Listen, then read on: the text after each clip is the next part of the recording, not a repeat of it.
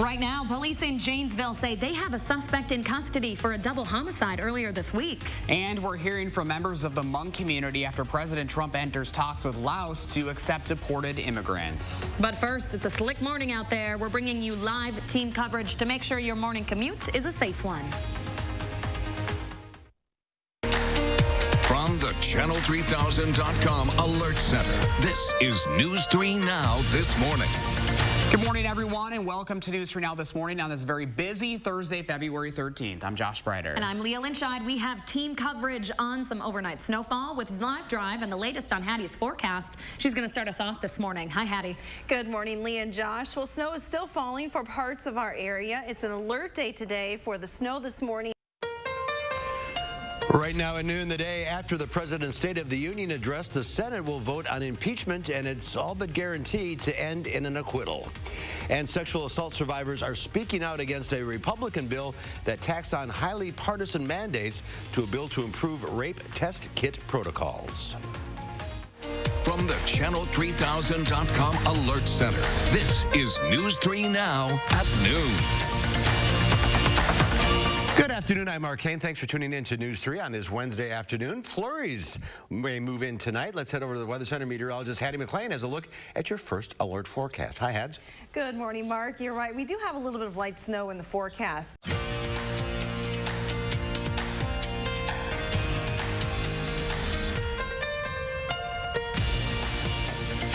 Good afternoon and welcome to Live at 4 on this Thursday. A little brisk out there. Oh, just a tad. Wow. Fresh coat of snow. Yes. Boy, the roads were really a mess today. And they're still not great. Yeah, because it's so cold. Now is the second part of the storm. And that's what's topping our news on this Thursday. After the snow, it is getting colder. We'll get an update on how that is changing the way crews are clearing the roads. Yep, they've been working really hard and doing a great job. A state investigation has been launched after nude photographs of minors were allegedly shared between high school students in Middleton. And lawmakers on both sides of the aisle work to limit the president's executive power to order military strikes on Iran. Take a look outside today. It was nice to see the sun. Kind of made that fresh coat of snow pretty to look at, that's really for pretty, sure. Yes. Well, the words for today, though, Valentine's snuggle weather. The snuggly Chris Reese is out in the backyard with a look at our forecast. How are things looking, Chris? Yeah, things are certainly looking chilly. We have seen quite a change in our temperatures. Right now at 5, Iowans will give us our first glimpse of who voters will support for the Democratic nomination. We are live in Iowa ahead of tonight's caucuses. An ex-Amish woman is speaking out about sexual assault within the community. We'll hear what she has to say. Plus, donations are pouring into the UW School of Veterinary Medicine after they were featured in a Super Bowl commercial.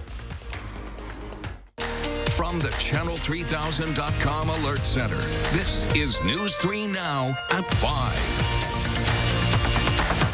And thanks for staying with us in our Campaign 2020 coverage. The caucuses have arrived. In just a few hours, we'll start seeing which candidates have the support of Iowans, and we'll get a boost going into the next stage in the primary process. Our Amy Reed is live in Des Moines to show us how candidates are working for any last-minute caucus goers today. Amy?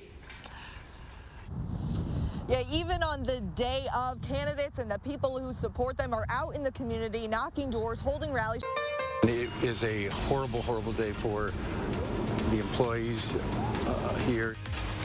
Right now, we're live in Milwaukee after a shooting at the Molson Coors campus. We'll have the latest details from police. And a Madison man is arrested after a 4-year-old child got a hold of a loaded gun and shot himself in the foot.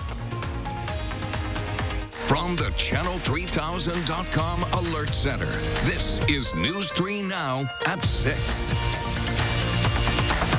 Thanks for joining us. The Milwaukee Journal-Sentinel and local TV stations in Milwaukee are reporting 7 people, including a gunman, are dead after a shooting at the Molson Coors campus. Milwaukee police are not confirming the number of casualties at this time, but we'll have a live update from them in a few minutes. Let's go to our Madeline O'Neill, who is standing by for that press conference. Maddie? No, it's okay. I've got it. Well, we're here at 35th and State, just a few blocks from the scene. Now, we've got a lot of media outlets here. Right now, the snow continues to fall. Your first warn forecast and updated road conditions for the morning commute straight ahead. And how detectives say they were able to track down a suspect in the homicide investigation of a jogger in Blue Mounds. From the Channel3000.com Alert Center, this is News 3 Now at 10. Thank you for joining us tonight. The snow has been causing havoc on the roads for almost the entire day. There have been several reports of crashes out there. And about 15 minutes ago, all the northbound lanes of I-90, as of just the last 15 minutes, have been reopened. They've been closed for hours since 6:45 tonight for a multi-vehicle crash that happened there along the interstate at Highway 14 in Janesville. Traffic had to be rerouted while crews cleared that scene. Once again tonight, we have team coverage of this storm. Madeline O'Neill is along Verona Road, and Chief Meteorologist Gary Canalti is in the Weather Center. Let's go right to Gary with the latest forecast. Well, things are starting to wind down areas south of Madison. North of Madison still continues to snow. Let's take a look at Doppler track